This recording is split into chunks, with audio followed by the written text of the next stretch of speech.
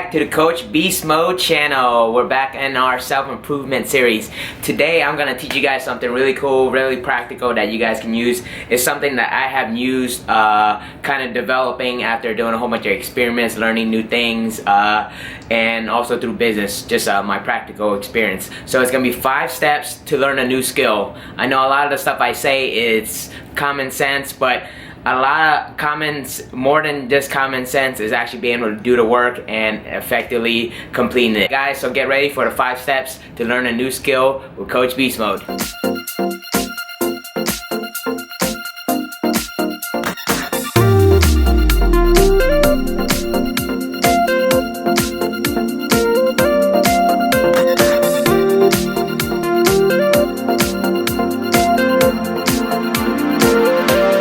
Step number 1 is assess and research and get inspiration to see if you are actually interested in doing this thing. I've always had an inspiration or an interest in art, photography, bodybuilding, fitness. It was always an inspiration that I always wanted to do. You gotta also assess the things that you are not gonna be good at or something that you should completely stay away with.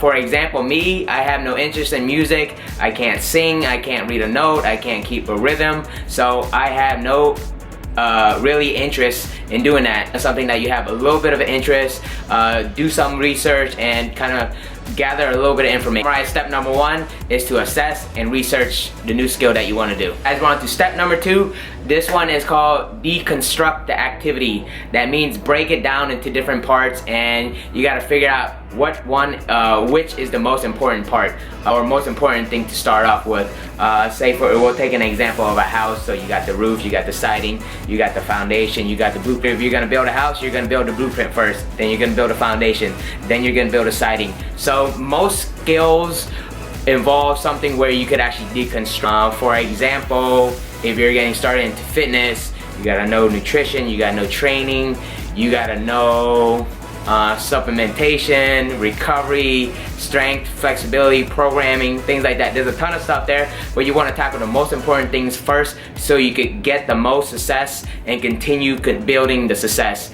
Bodybuilding, I thought training was the most important thing when I first started, but actually it's mostly mental and nutrition. So that's step number 2, is deconstruct the activity. Step number 3 is to find mentors or find coaches. This is going to speed up the process. I didn't believe in mentors and coaches until I got a little bit older, after I started CrossFitting and I had mentors in some of my careers.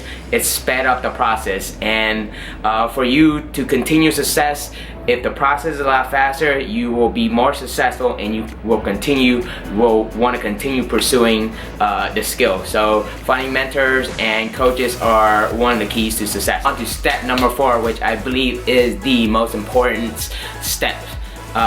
It is to hustle, it is to grind, it is to work, it is to train. It's that time that you got to put in. This is where most of the planning and all the research is put into play. You got to perform at this time, and this is where it's going to take most of the time. And it depends on how fast you want to grow. The faster you want to grow, do the right steps, get the mentors, put the work in.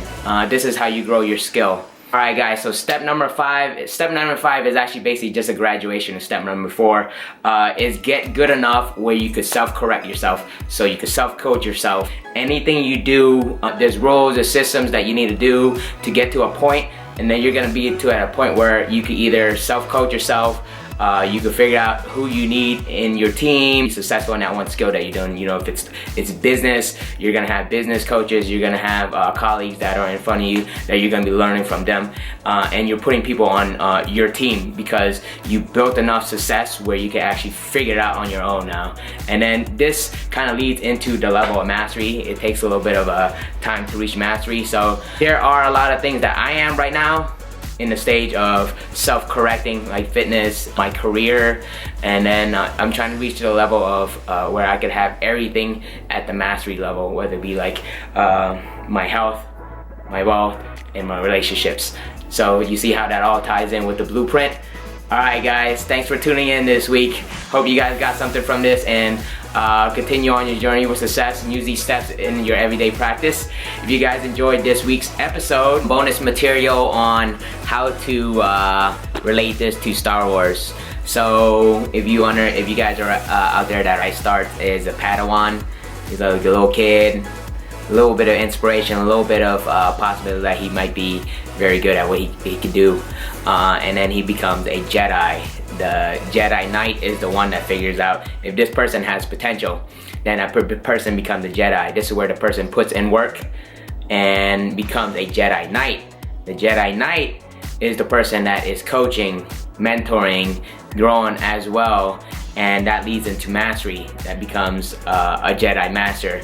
Now you're sitting back and instead of actually being in the fight, teaching the skill, you're philosophizing about the skill and just taking all your experience and then making sure that the younger generation of other people that you're teaching the skills to become better, make a better Jedi. So that's my Star Wars analogy. Hope you guys could relate to that. Make sure to comment below, subscribe to the channel, and share with the whole world. Stay motivated, stay hungry, and live like a beast.